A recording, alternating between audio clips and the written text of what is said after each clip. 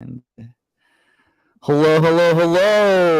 Welcome to Built for the Stage podcast. This is Joe Roscoe, founder and host of Built for the Stage, Broadway's #1 fitness platform.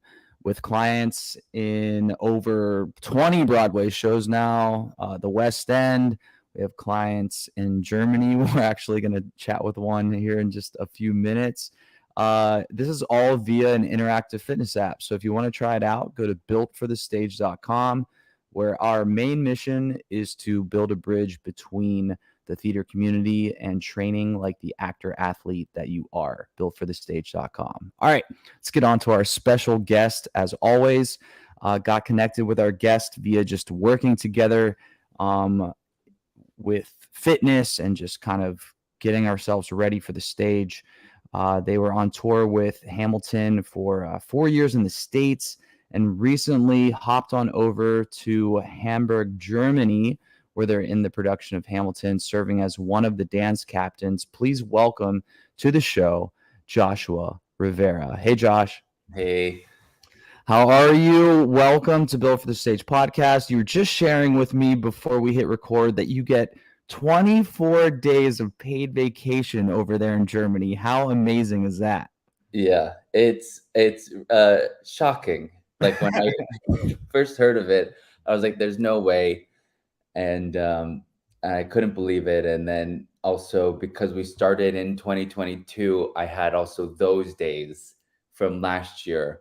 So I think for this whole contract, it was like 30 something days of holiday to take, and they make you use them.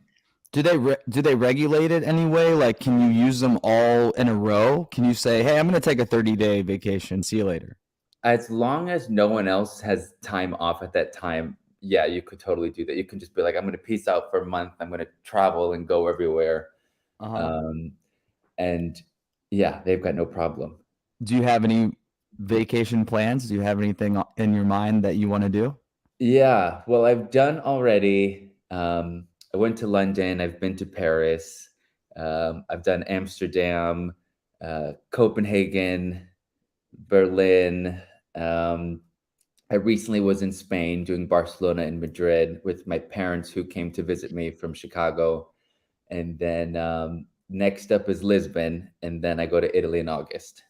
Wow. I mean, living the dream. Literally living the dream. Amazing. Are you from Chicago originally? Yeah, I grew up like in the suburbs outside the city. Okay. All right. So before we hop into like your upbringing, a little history on you, I'm curious as to like, is this like when you first start taking voice lessons and you're learning like an Italian aria and you're just learning Italian while singing? Is this the same thing when you're doing Hamilton in Germany? Are you speaking German up there? What's going on? Like, how did you just randomly go to Germany and say, "Oh, I'm doing this production of Hamilton in Germany"? Yeah, it is. It is weird because this is the first translated version of the show so far, and I have zero prior German experience before this.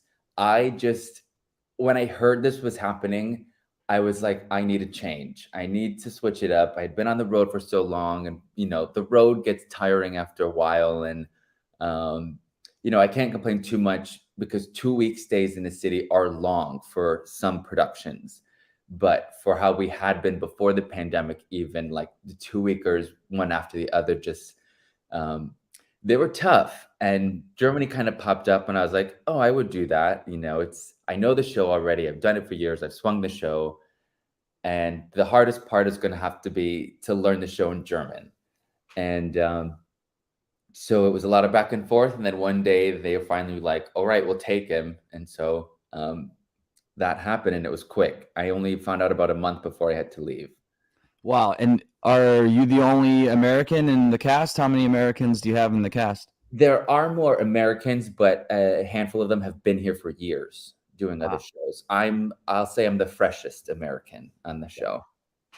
I'm curious to like how does it sound rapping in German, like the Hamilton lyrics in German? It's incredible. They've done an amazing translation, and actually, just last week the German EP was released. So Spotify, Apple Music, you can go on to any of those streaming apps and listen to a collection of the songs, like the opening, Skylar Sisters, Wait for It, Room Where It Happens, Helpless Satisfied. A bunch of songs are where we recorded them like a month and a half ago, maybe, and that officially got its release. So that's your best way to really hear it. But it's a feat because the German language, it does take so many more words to sort of say how we would say something in English. And so when you have like, 50,000 words in the English production of Hamilton or something like that, you essentially double it to get to the German one, all within the same counts, the same rhythms, they're not getting any extra space to say all these words. So it's just sort of like, bam.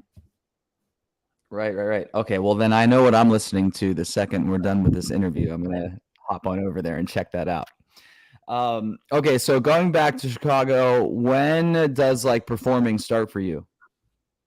When I was 3, I was a young kid. I have an older sister who danced and a twin brother. And me and my twin were so active that my mother was like, we have to use up this energy. We'll put him in, dance classes as well. And I started tap dancing at the age of 3 and then sort of kept going, never stopped. I was a competition kid, and doing all that stuff until I graduated. Would you say is tap your specialty since you started in it, or did you not really stick with that as far as your focus? I would say I'm still quite good at tap because it was always home base. It's what I did. I was a good tapper when I was a comp kid. I was, then when you go to college, it's not really something anyone does at school unless you do the musical theater route and you're doing 42nd Street or Shrek or, one of those big tap shows. But I sort of fell off the wagon, but I don't think tap really ever leaves you. Right. Okay, cool. And then you go to school for dance, theater? For dance. There was a dance major, Loyola Marymount University in Los Angeles. Okay, LA. All right. And then after you graduate, you stay in LA or you hop on over to New York? I stayed in LA, did like the regional theater scene, tried, I went with the intentions of sort of being an LA dancer. Like I feel like so many competition kids do. And then my path sort of took a hard left, found theater, and then from my auditions in LA is where I had sort of booked Hamilton. I'd been auditioning for like 2.5 years before I got the show. Okay, tell us about the hard left. What was the transition where theater came into to your life? Yeah, it was my senior year of college. I had this amazing instructor who became a mentor to me, John Todd, and sort of was like, hey, this is a path for you. I think you should also explore this side. And I was really not a singer. I was not comfortable singing at all. And then one day I sang a song and he was like, that was good. You just have to practice. And he would, really enforce a lot of positivity into things I were like most scared about. And then in the spring, I auditioned for the school musical. It was Company, Stephen Sondheim. And, it was sort of a funny path to get there, but I ended up getting into the show, doing that. It was my first real musical experience ever since like middle school. And that sort of set me on a new path. Nice. When you booked Hamilton, did you book it on the first try? I hear so many stories of people going in for Hamilton for like seemingly ever and then finally booking it after, I don't know, their upteenth time of going in for the show. Yeah, no, mine was very similar to that, where I had gone in, didn't get it. Because I went to some open call. It was between agents. I was like, let me just go to this open call and we'll see what happens. Got cut, re-signed with a new agency, and then went back in. And then I think I had gone in like 3 times. They would come to LA like every 6 months I think, just to, look for future replacements. And so I think I probably had gone 3 times, before the team was like, okay, we don't need to see him anymore. We're just waiting for the right part to come. We're waiting. And Mm. then it had actually been an entire year of nothing. No, it was all of that. It was 8 months of nothing, and then, hey, can he come to New York? Great. Let me go To to New York. to And it audition wasn't, again. yeah, to audition again. It was like 4 days, and some of my friends from LA had also gone. And so we were, I had spent a couple days um, in New York, 10 to 6 in the room doing, all the typical audition combinations and then singing and then, come back the next day. Okay, now come back the next day. And then it was the last day. And then it was actually an entire year before I heard back. And they would keep coming to LA and it'd be like, should I be going to this? And be like, no, we don't need to see him. We're just waiting for the right thing. We're just waiting for the right thing. And then eventually a spot opened up on tour. And I had to resubmit kind of because they were like, oh, it's been a while since we've heard him sing and all that kind of stuff. So I'm like, I just remember it was July the 4th and I wanted to just do nothing else but go out and be with my friends in West Hollywood. And I had set up the whole, as we do when we're doing self tapes, like everything was just built and the TV was on with the sheet music, Apple streamed onto there and recording it all morning. And eventually was like, you know what? This is it. Send it in. We'll see. 5 days later, I got the contract. And at the end of the month, I was out on the road. Wow. What a journey. So during all that waiting and the in between, what did life look like? You're still obviously auditioning for other things, or like what was that waiting period like? Yeah, it was a lot of, doing whatever came by, regional stuff, around Los Angeles, La Mirada, Thousand Oaks, dancing in opera, whatever comes my way. Mhm. And then, um, and then the day job. I Yeah, worked, at this place called Stretch Lab at Y7 Studios and an acai bowl place. I know how to make a really good acai bowl now, but there you go. Okay, so in the waiting, I want to like try to get into the trenches of just like, it's not always just ups, ups, ups. During the waiting, were there any times of like struggle of like feeling like you were just wanting to get that break per se, um and you deciding to keep going? Like, how did you keep going during all this time? I have this question for most actors because we have it and then we don't have it, and then yeah. we have it and then we don't, so I always love to just, where does that perseverance come from to keep moving forward? Yeah, I think for me, I was lucky to sort of like stay doing the regional stuff. I think a lot of the regional stuff and the community that exists in Los Angeles within regional theater, there everyone is very supportive. And I have worked with a lot of incredible people and people that I'm still very close with and in touch with to this day. And we all sort of become a support system for each other because our lives do go like a roller coaster.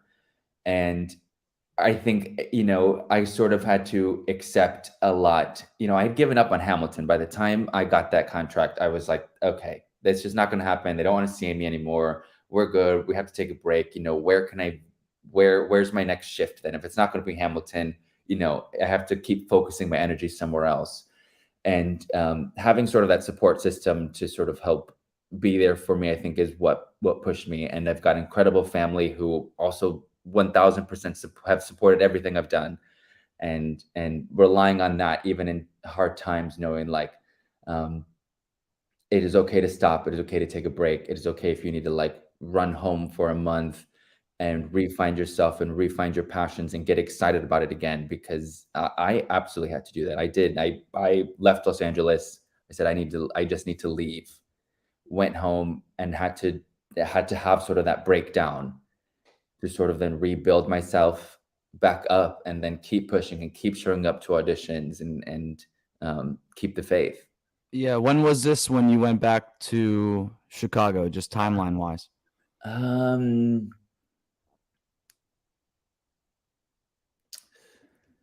I Eight, think it maybe was, 8 years ago or something? oh, no, let's Because see. I graduated 2015 from school.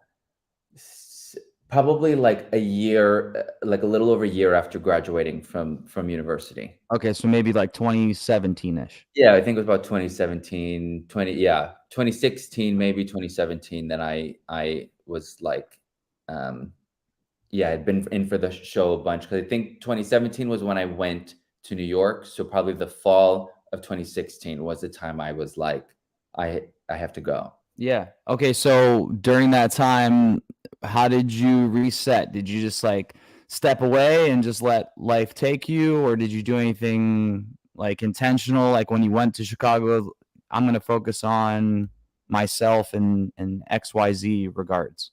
It was a lot of focus on myself. I didn't really tell anybody I was going home. I didn't tell family. I didn't tell friends. Um, because I think I was also in such a dark place at that time of uncertainty um, of like where the weight had really gotten to me of everything. And so I just went home and it was just about me, I think sort of just pushing. I don't want to say pushing through it as it like ignoring the problems, but I had to stop. I just had to stop. I had quit my job in Los Angeles. You know, and when I went home for that month, it was because I had to stop.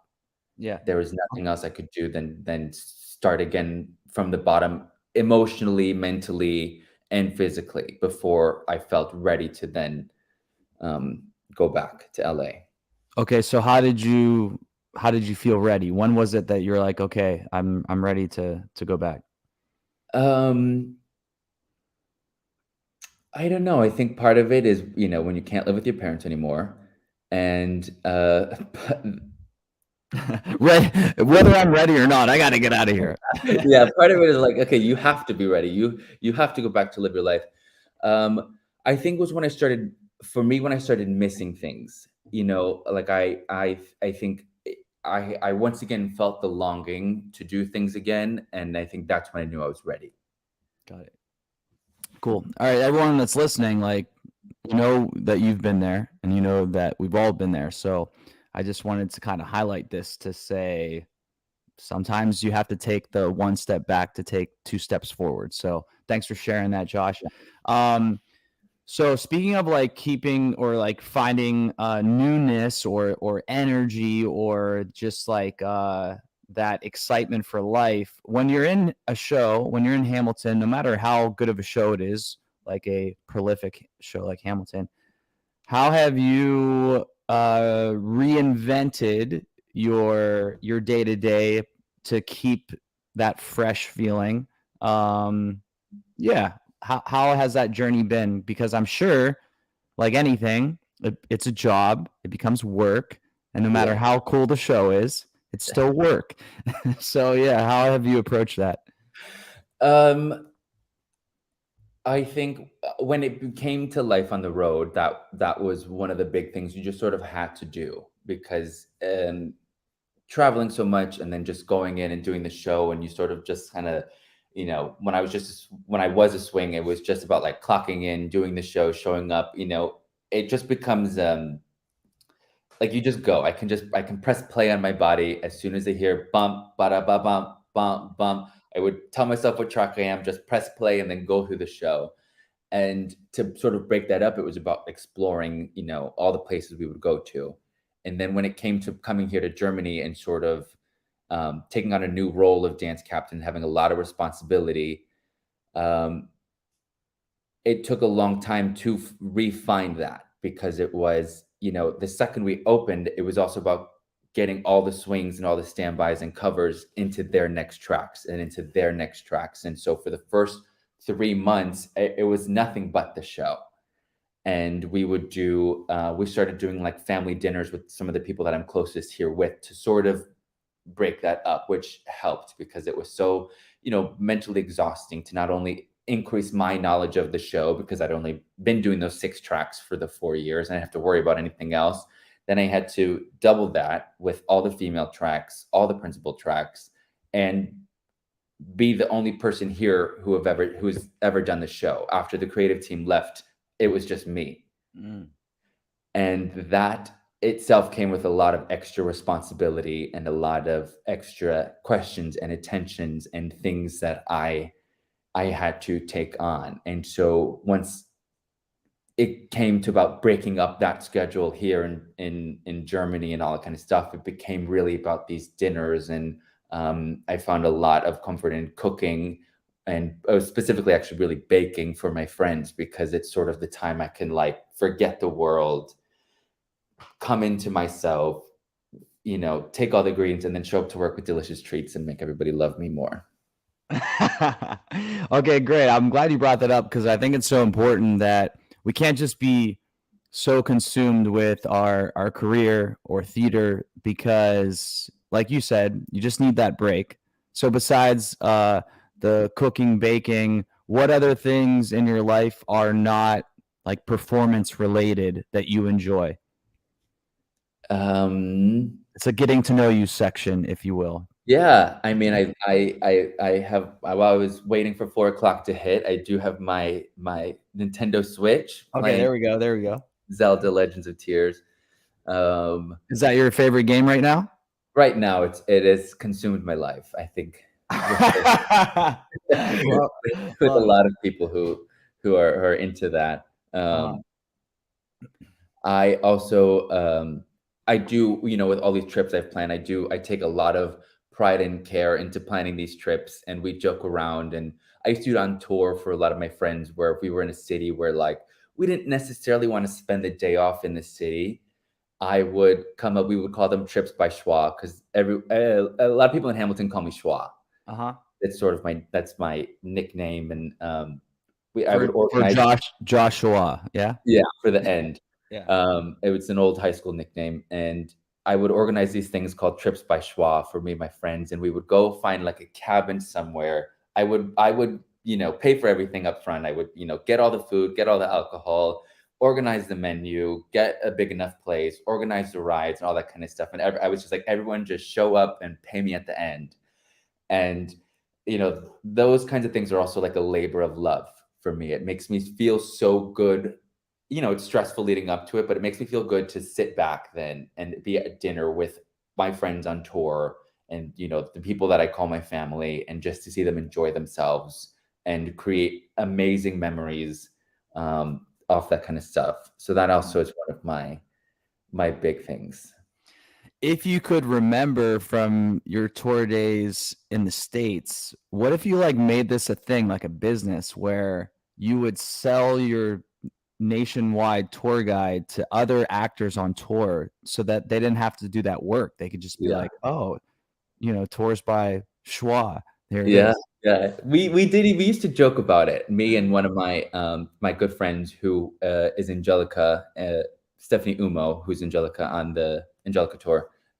We used to joke about that, being like, we can easily make this a business, because we just love the little attention to detail and making all the things special. Me and my best friend on the road hosted this amazing Passover Seder in the mountains of North Carolina, and had the most gorgeous cabin. I printed name cards for everybody. We'd set the table. We would have been cooking all morning, and it was one of the best things. And everyone's just like, you can do more with this. And I'm like, yeah, but we're busy with the show. Right. Okay, maybe in a future time. Maybe in a future Yeah. time. All right, let's have a little bit more fun as we're already doing. Let's put you on the hot seat here. Just a little this or that kind of setup. I'm gonna put on some tunes here. Let's see what we got. Yeah, let's do this one. Okay, Josh, welcome to the BFTS hot seat. Are you ready? Okay. Yeah. Okay, simple one. Ice cream or cookies? Oh, cookies. Okay, if you're gonna pick a cookie, which is gonna be your favorite cookie? Oh, oatmeal chocolate chip. Ooh, okay. Beyonce or Rihanna? Beyonce. Ryan Reynolds or Ryan Gosling? Ryan Reynolds. Okay. If you were to have to listen to one song for the rest of your life, what would that song be? Oh, that is very tough.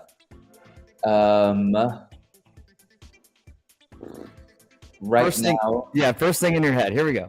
yeah, probably like Patti LaBelle, like I Think About You. Okay, okay, love it, love it. Favorite video game of all time? Of all time. Oh, geez, probably Kingdom Hearts. Of all the places you've traveled, favorite travel destination?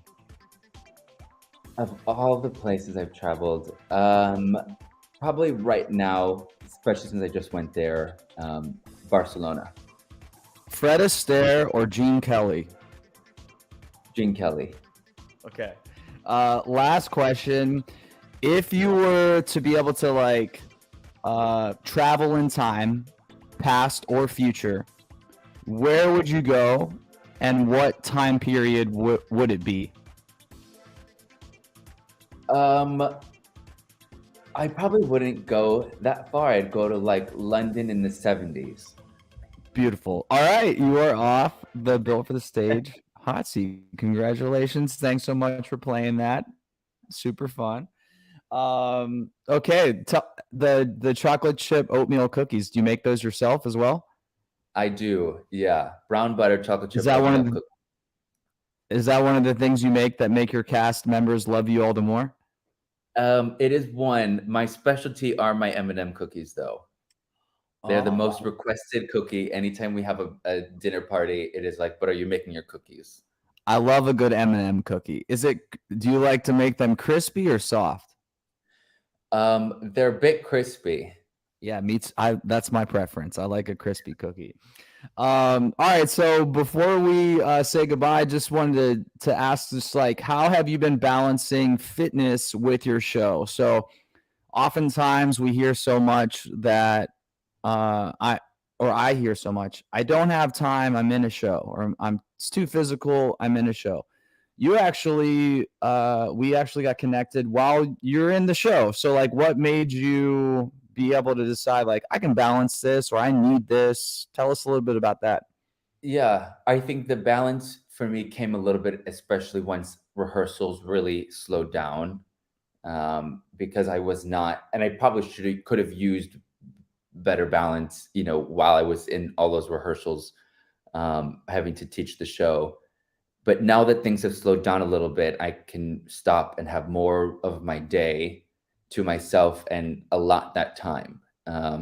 It tends to be hard on the two show days, and um, that's a balance I'm still figuring out, especially when I know I have to perform that day and um, you know do all the lifting and all the partnering, and 5 show weekends are never fun on the Yeah. body, and then to add, 2 gym sessions on top of that sometimes gets, exhausting, but once you start, you realize how much easier it's gonna get. I think for me, is like anytime I'm like, "Oh, that feels like it's gonna be so exhausting to work out today," but by 4 weeks from now, once I keep up the habit, it's not gonna be as exhausting.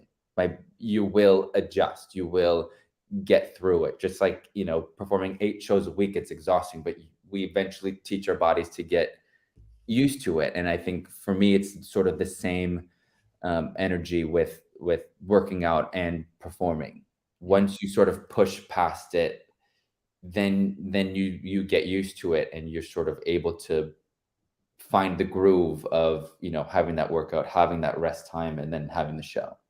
Yeah, absolutely. You train beyond your show, and your body comes accustomed, like you're saying, and also like the schedule wise, there's like a little bit of a dance to like I don't have to work out on my two show days, or I know that if I have an extensive leg heavy show, I might only do strengthening exercises for my legs on I don't know, a Sunday because I know I'm dark on Mondays and, I have that time to recover, yada, yada, yada. So, okay, cool. Thanks for bringing that up as well.